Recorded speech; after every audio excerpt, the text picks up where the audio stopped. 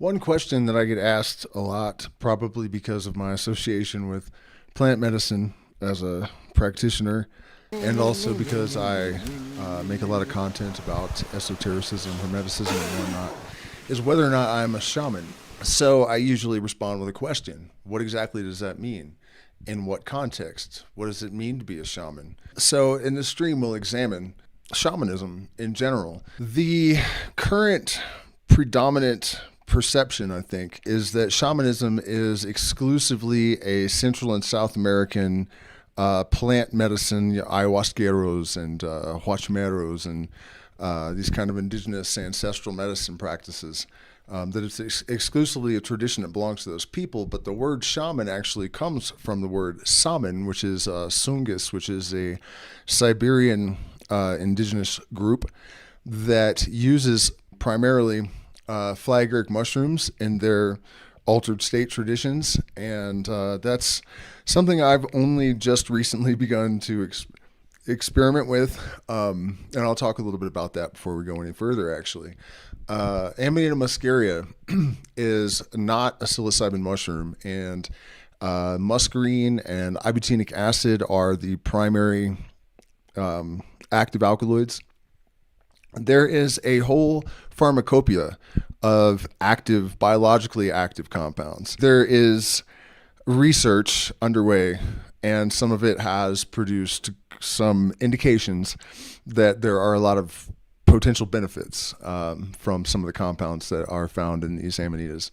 You do have to be very cautious. They can cause repetitive muscle syndrome, particularly Amanita pantherina. In the case of pantherina especially, you have to go through a 3-hour decarboxylation process with lime juice and boiling in order to convert the ibutenic acid to muscimol to make it safer. I did notice one really significant thing when I took the Amanita muscaria. I was playing a song on the guitar that I usually struggle to play at full speed, and it was effortless. And I was not in an altered state. I could feel a little bit of an energy, but that was really noteworthy. And then over the next 10 days or so, I was doing speed drills, which I hadn't been doing previously, every single day. And I tried to play that song again, and I couldn't do it. So I'm really wondering if the neuro inflammation modulation isn't that significant. So I will continue to very carefully experiment with that and keep you guys posted. But in the case of the Sungis, the warriors would eat, or they would feed them to the reindeer. And then drink the reindeer's urine, but generally the warriors would eat them, and then they would process the toxins, or the shaman would eat them, and they would process the toxins, and then they would urinate, and the tribe would drink the urine. Much easier to just decarboxylate, or maybe not easier, but less disgusting. So the word does not originate in association with any South American practice. What we view as, I guess, the standardized protocol for shamanism is actually not at all generally. The Shipibo tradition, for example, and I'm not saying any of this to demean or devalue anyone's tradition. This is just the objective anthropological record, the academic information that we have. Is heavily influenced by Catholicism, the Vegetabilista tradition, I guess, the Mestizo tradition. It's a blend of things. It's not really the traditional, ancient, uncontaminated practice of shamanism as you would find in a few disparate bands of Shuar and other even lesser known tribes. There is no definitive metric for determining who is a shaman, what is a shaman, where does the shaman come from. What we do have is commonalities and consistencies that are astonishingly consistent regardless of global or like spatial or temporal distribution. No matter where in the world you are, if you have a druid or a hermetic magician or an ayahuasquero or a Sioux Sundance, you have a circle that represents the universe or the area within the shaman or the participants in the ceremony, or however the thing is structured. That represents the area where they have to manage the energy. And generally, the four corners or 4 directions or 4 elements or some combination of them is acknowledged. There are drumming altered states involving plants and different methods of getting into altered states, some of them being pretty physically difficult, like the Sioux Sun dance is one of the gnarliest of all. And that involves putting hooks through the pectorals, or through the skin in the chest. Actually, I shouldn't say pectorals. And dancing around a pole with ropes attached to it for hours and hours with no water in order to achieve a sort of trance state and access the spirit world through extreme suffering and dehydration. So I haven't tried that yet. It's on my bucket list for sure. But for now, I'll stick to ayahuasca and ritual magic practices, I think. But one of the main reasons I actually decided to do the stream, other than the fact that I get that question all the time, and I thought it would be good to kind of turn it around on people and say, well, what do you mean? What exactly is that? Does it have to do with having access to information through non-ordinary cognition? Does it mean that you are a healer? Does it mean that you have a natural predisposition to efficacy and therapeutic modalities? What exactly does it mean? What is it for?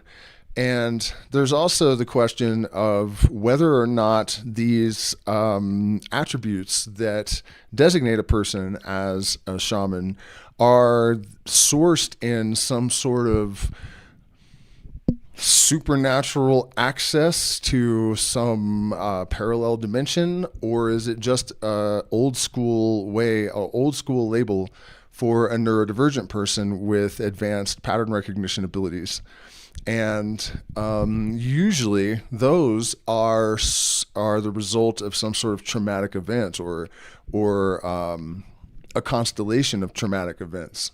Right? Like people with borderline personality disorder, which I definitely, when I was younger, it showed a lot of traits of, have the ability to read people almost to a degree that I just read a paper today that was an academic paper, and they compared it to, they said something along the lines that it presents almost like psi, like parapsychological, as if you're just downloading the contents of the person when you meet them. And that's definitely an ability that I have exhibited consistently, right? So there are all these potential explanations for all of these different capacities of a shaman. The one thing that I can tell you for sure, what's going on, Flezzik, is that these abilities that are attributed to shaman are real. They are hard to document because they're extremely inconsistent. In my experience as a neurodivergent person, I generally don't have the conscious ability to just ask my pattern recognition to produce predictions about the future or to describe accurate models that science has not yet described. It is something that is emergent. It is almost like a byproduct of a mathematical process that is happening in the pattern recognition substrata of the subconscious. So these things emerge, but they're not generally consistently accessible. And so when you get a shaman into a laboratory or a psychic that can claim to do these things and they're unable to produce the phenomena, I think there are layers of reasons for that. One of them is it's mostly under the hood, and it's not something that we are capable of consistently accessing by our own agency, right? I'm not saying that never happens. It certainly does. I sometimes am able to produce sort of non-ordinary cognition on command, but I've never seen a human being, and I'm not aware of any human being from all the research that I've done over the years or observation that can consistently produce these kind of phenomena, right? So this casts that kind of, how does the military put it? Plausible deniability, the empiricist says this is not something that is consistently repeatable, therefore it's not real. It's absolute fucking bullshit. So what I'm kind of getting at here is that for our purposes, in our own culture, in the modern Western world, shamans need to be reintegrated into the fabric of society and given a place of respect. And what it means to fulfill that role in that cultural context is very different from what it would mean to be a shaman in the frozen deserts of Siberia or in the jungles of South America. In fact, when I was apprenticing, the maestro was Schwar, and they are called Uishans. And I was explicitly instructed to adapt everything I learned to the context of my own culture. That was a large part of the reason that I was chosen to learn the path of the Oishan. They saw a necessity for that influence in our culture from down here in the jungle, and that's not the only time that's happened, for sure. Probably the most interesting case of that is the Quiero, who basically, I don't think it's quite clear exactly the history, but at some point they broke away from the Inca, or the Inca were coming and they saw that they were coming, so they went up to like 18,000 to 21,000 feet in the Andes, up really, really high, and they stayed there for 800 years. They finally came down in like 1976 or 86 or something. And the reason is that one of their shaman a long, long time ago, supposedly, when they first went up into the mountains, said, when you see the condors start to disappear, and as far as I know, extinction should have been a non-event in their minds. And when the condors disappear and the lagoons start to dry up, and you see metal birds, and I think, and an earthquake reveals a underground ruin full of Incan gold in Cusco, then you need to go down and tell the outsiders that they are about to enter into a period that will be marked by chaos and destabilization. And then it will appear that everything is going to end and it's going to look very bad. But then this sort of ontological bridge would form that would sort of allow the trajectory of the system to reorganize. I mean, it's basically what they're describing is the bifurcation manifold in an information system's developmental trajectory. And in this case, the information system is the human society, right? So it's a little bit alarming, but overall, it's a good omen, right? That this chaos is sort of prerequisite for a reorganization of society, which I don't think anyone would argue is not necessary. There's a huge difference between syncretic synthesis and cultural appropriation. Integrating cultural traditions is a messy proposition, I guess. There's always the danger of obfuscating lineage, and it is important that we know where things came from and what reason lie behind the practice, and that we don't lose that awareness. At the same time, there are obvious benefits for all parties involved, right? Like, for example, I know a family, I'm not going to name them, but they're a Shipibo family. It's a very well-known lineage of Onanya. And everyone that's born into that family is considered basically by default a shaman. And one of the nephews of the matriarch and the patriarch had sung one of the most powerful ikaros I've ever heard. And it wasn't just one of the most powerful ikaros, it was one of the most powerful and strange musical performances, sophisticated. I mean, it was just ridiculous.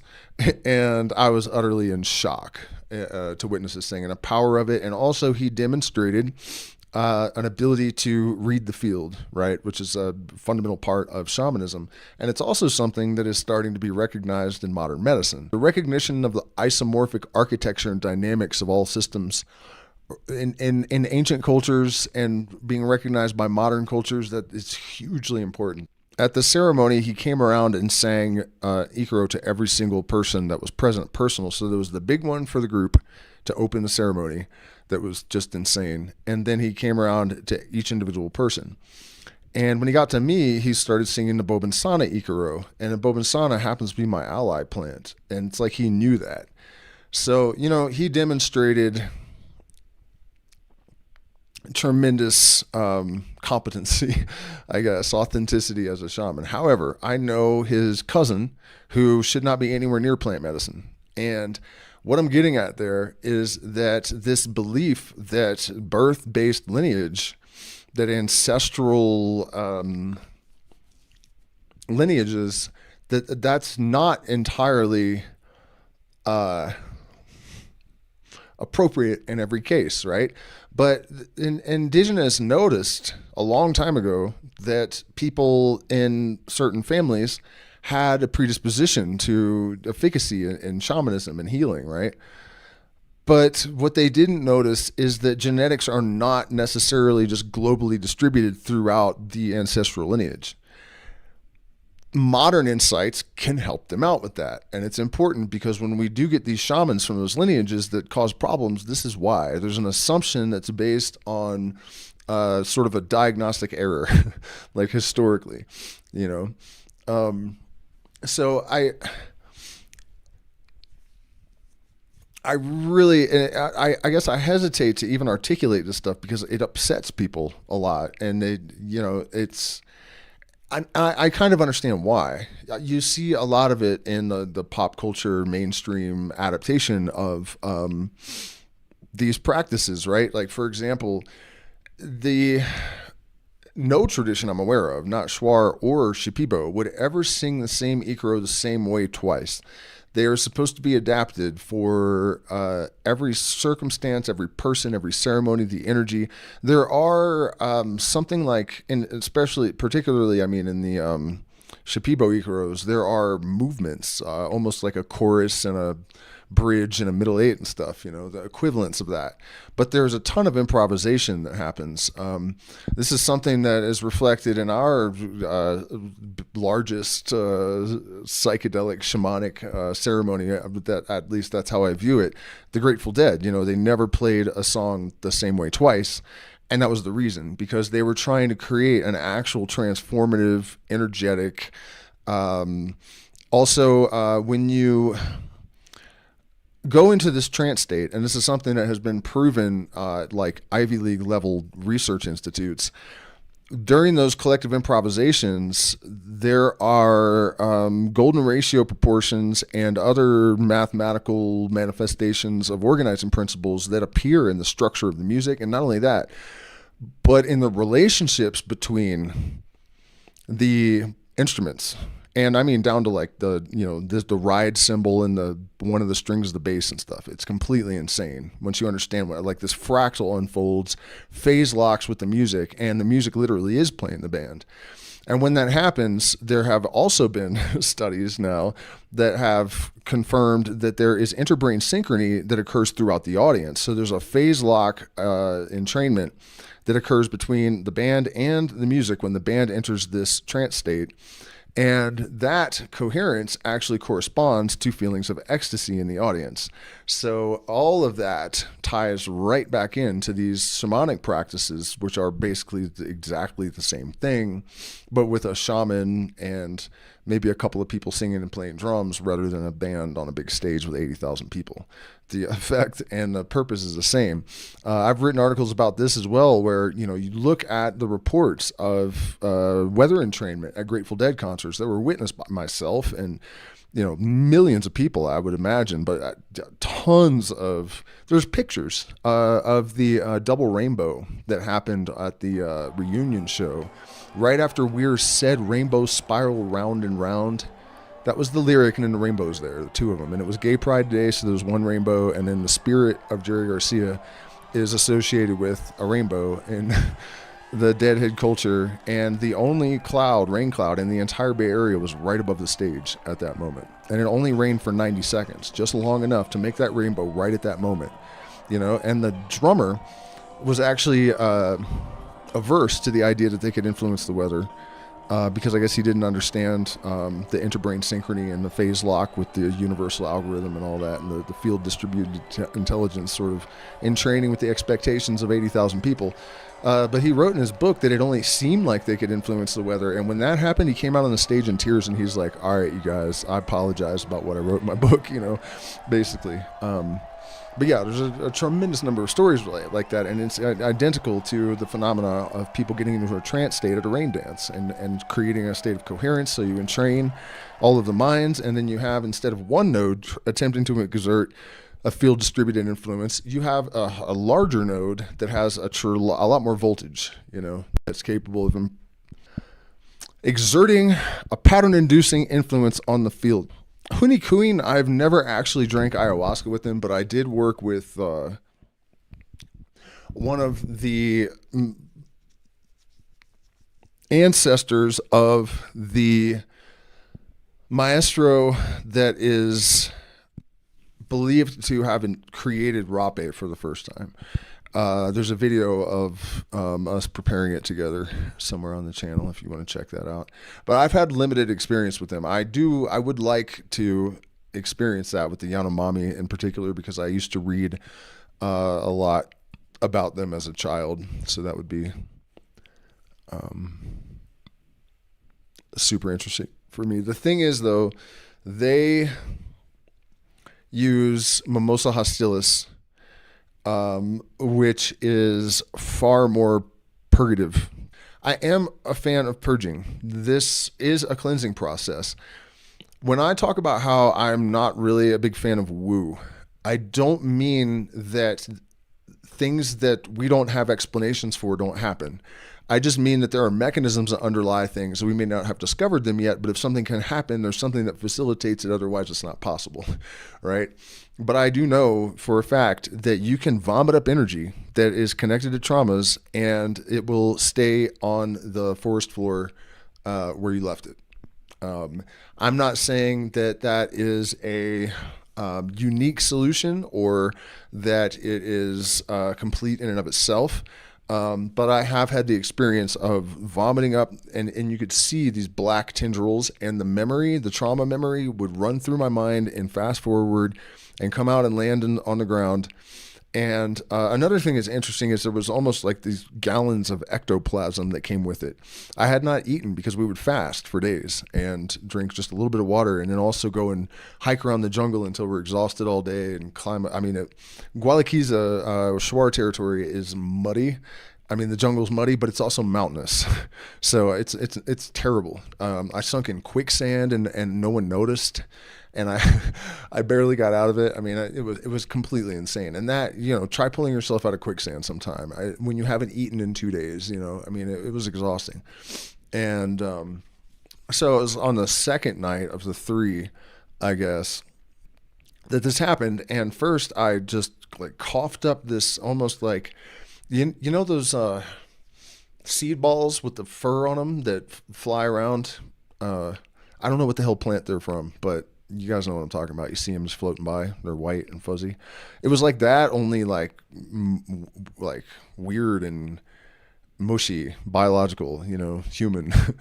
And that made no sense. I was so baffled, like what in the hell just came out of my throat. And so then I was called to go out to the jungle. I didn't want to do it, and I was fighting with it, and Pachamama basically made me. And when I got to the end of the steps, I knew I had to vomit, so I stopped, and I was arguing that I didn't want to go into the jungle. And Pachamama said to me, when was the last time? Because I was like, I'm going to get bit by a snake. It was my first time in the Amazon. And I was like, I'm not going into the jungle at 2 o'clock in the morning. And so I thought, well, I'm going to get bit by a snake or something. And she goes, when was the last time a mosquito bit you? And I stopped and thought about it. And I realized that when I had been up on the deck, I was underneath a mosquito net that was completely coated in mosquitoes, and they were still getting in, right? And there was not one fresh bite, and there were no mosquitoes, and I was like, huh, got me there, didn't you? And she's like, they're all my creatures. They're not going to do anything to you. And then I just vomited up all this trauma as I was describing earlier. And there was so much of this, like, this weird ectoplasm-like substance that I thought, what the hell? I haven't eaten and barely drank any water in 2 days. Where did you get all that? And she goes, the same place that I got this. And I barfed up 10 times as much. I mean, just all this like rainbow colored with occasional black trindles, trindles? Is that the wrong? You know what I mean? The fucking little black clouds, tendrils. There we go. Tendrils of, trauma, negative energy. And that went on for quite a while, and then I went out to the jungle, and we're not going to go through that whole story. But I monitored my behavior afterwards directly in relation to the specific memories that had passed through as I was vomiting. And I realized that behaviors that would be associated with those traumas had at least diminished, right? It had attenuated their influence. So there are tons of things that I have seen, that I've done myself even, in shamanic contexts, that conventional thinking in Western society would reject, offhand. Which brings me to the subject of we've really neglected psi research in the context of ayahuasca, because in my experience, it is the easiest and most reliable way to produce those kind of effects. And I've actually been checking routinely over the last couple of years, and there really hasn't been much of anything. There was in the late 60s, I guess, right before psychedelics were banned. There's some in Masters in Houston's book, The Varieties of Psychedelic Experience. But yeah, that's something that I have experienced in such dramatic fashion so many times, and it's just so ubiquitously reported throughout not only people that attend ayahuasca ceremonies, but also throughout the anthropological record and whatnot. I mean, they originally called the Harmala alkaloids telepamine and telepathine, I believe. I did not get into ayahuasca with the intention of becoming a facilitator. I did not want to be a shaman. I was chosen for that, and I actually gently tried to refuse at first. I didn't know that there was any such thing as an ayahuasca industry. I had been interested in it since childhood, just through a fluke, I guess. I don't really believe in coincidences of that type, but ostensibly it was a fluke.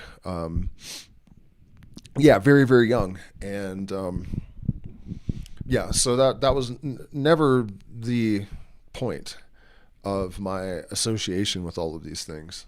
That kind of coagulated. Actually, also accidentally, somebody from this community just contacted me and asked me if I would do it for him. And then when he was here, he was like, you could actually just do like ceremonies for people. And I had a son on the way, and I thought, I don't really know if I want to be part of that scene, but he had a point. And also, I know that I provide something that is not as common as it should be. Let's put it that way. And that brings us back to where I was going before I got kind of sidetracked by my own mind. I guess so neurodivergence is a blessing and a curse. The modern shaman and the requirements, and it's not really even a matter of modern, because the Hermetic traditions, the Eleusinian mysteries, these were actually very sophisticated shamanic traditions. But there was an infrastructure, I guess, that doesn't really exist in any of the popular modalities, I guess, pop culture modalities. In fact, there is an engineered circumstance, I believe, in our culture that kind of dictates to people that reason and intellectual analysis and these kind of things are actually a sort of oil and water. How do you say they don't mix well, science and spirituality. And I think that is a grievous misapprehension, and it is something that we need to restore. pretty desperately. There is a possibility of entraining our subconscious mind with the pattern that underlies all phenomena. And so when we get to the question, what is a shaman? I would say a shaman is a person whose nervous system has done this, whether they were born that way or whether they developed it or some combination of the two. Fundamentally, that's what it is. And what that allows you to do is sort of transpose, compress, synthesize, and extract information that applies across domains. And once you get this process underway, it takes on a life of its own because it's entrainment. It's not a process that you constantly engage all the time. The other aspect of it, and the reason that the mystery schools were structured the way they were, is that you can't just be a polymath, which is where you can develop the pattern recognition if you don't have it as an innate characteristic or ability, right? You also have to attenuate your default mode network and neural gating and neural filtering. And these things go hand in hand because the pattern is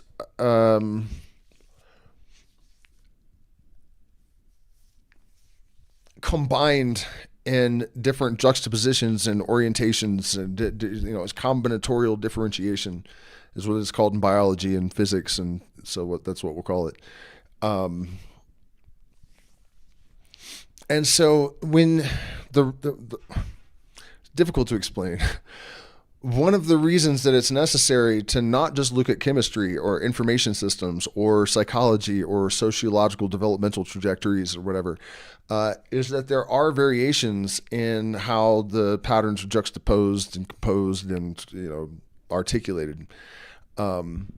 So as you absorb these variations of that framework, the obstructions that are created by your predictive processing in your own nervous system are sort of dissolved, and so that you end up with a more holistic overview. And when you see the pattern in one system and then you transpose it to another system, your ability to decode the next system that you're looking at is exponentially enhanced, and the variations result in a more holistic overall aperture that you're viewing the entire framework through, or the entire interdomain framework. What it means to be a shaman in a modern context and actually serve your community with competency. And in a Western person's cultural context, that requires a person to have an understanding, a profound understanding of psychology, to have developed pattern recognition. And in my opinion, you're probably not a shaman if you didn't do these things anyways. It's not in the cards for you. And I'm not saying that anyone is automatically, discluded based on anything. But just based on my experience and observation, you come out of the womb sort of entrained with the sense of purpose, and you're going to just have certain predispositions. And neurodivergence seems to be a good blanket term for what those things constitute. The constellation of neurodivergent abilities is what we associate with traditional shamanic capacities. The narrative has also changed a lot about what a shaman does for people in the current popular culture narrative, I guess. Shamanism traditionally included healing, but it was not so focused on it as it is now. The traditional shaman was not necessarily your therapist. He could be, but ayahuasca was consumed primarily to access information in the old days. And for the Shuar in particular, it was a warfare asset, really.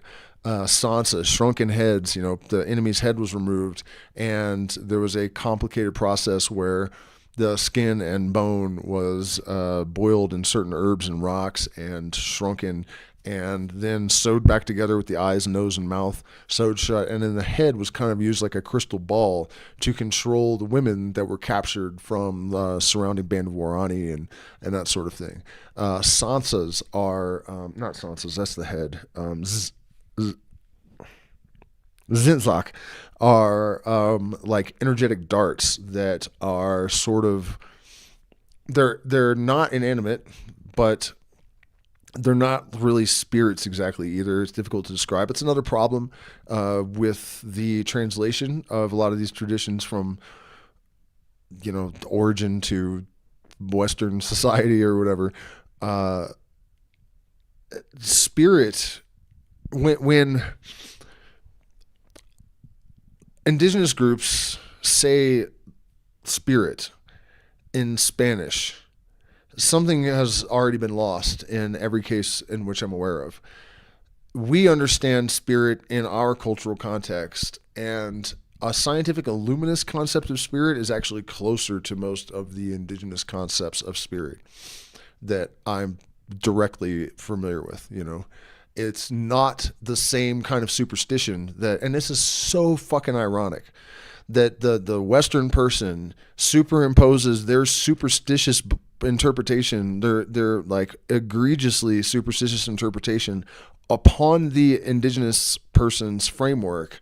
It's just after all these centuries of ridiculing them as superstitious and antiquated thinking or whatever, then we come along and recontextualize their shit as far more superstitious and ridiculous than it actually is. People have got to stop it. And that's mostly due to the influence of Catholicism and Christianity and whatnot. But anyways, so Zinzak are like energetic darts. They are, they don't have any agency. When they attack someone, it's because a shaman made them do it. Zinzak were never sent to people to make them happy. In fact, in the world of the Shuar, people don't even die of natural causes. There's no such thing as dying of natural causes. It's always a shaman killed them. And it's usually a Zinzak. And the Shuar would travel. You can't make them either. I don't know where they originally came from. I guess nobody does. But you go and you meet up with, there was a band of Quichua actually that were like considered the masters of these things. I don't know if production of them, maybe they were the origin. I don't know, but that's where the Shuar would go to get them a lot of times. And they are transmitted by spitting in the mouth of the other shaman who swallows them. And then you have to like gestate them like a baby, and they are constantly trying to get out. And you have to go on a very strict dieta in order to like, and what's happening there is almost like a genetic integration with the shaman in his energetic state, right? So depending on what type of Zinzak you're trying to create, not create, but forge or, modulate, trying to modulate it from a sickness causing one to one that actually kills or whatever the case may be. That's what determines the dieta, and you have to constantly monitor your state of being. And then when you finally do spit it out into this little pouch, you have to spit like a bird mom. You have to spit tobacco juice into the thing's mouth to keep it pacified so it doesn't like crawl up out and slit your throat or something. The point is that in traditional ayahuasca practices, it was a completely different game than you're going to experience at a Shipibo retreat center. It's much more of like a warrior type oriented kind of medicine. And it's the modern context is definitely pretty distorted. By the way, I should also mention while we're on the subject that a lot of the reason for that is that the Shipibo became the predominant intermediary, I guess, between ayahuasca and the outside world. And they were the first ones to conceive of the idea of commercializing it. So as soon as they started to package it to present to outsiders, they made all sorts of modifications to the practice to make it more appealing to outsiders. They integrated Catholicism and mestizo practices and all sorts of things in order to make it marketable. That was the original motivation for reaching out of the jungle and offering this medicine to outsiders. And people hate hearing that, but it's true. You know, that's definitely something that has subsequently muddied the waters. In the modern context, I believe that an effective shaman needs to basically be a polymath.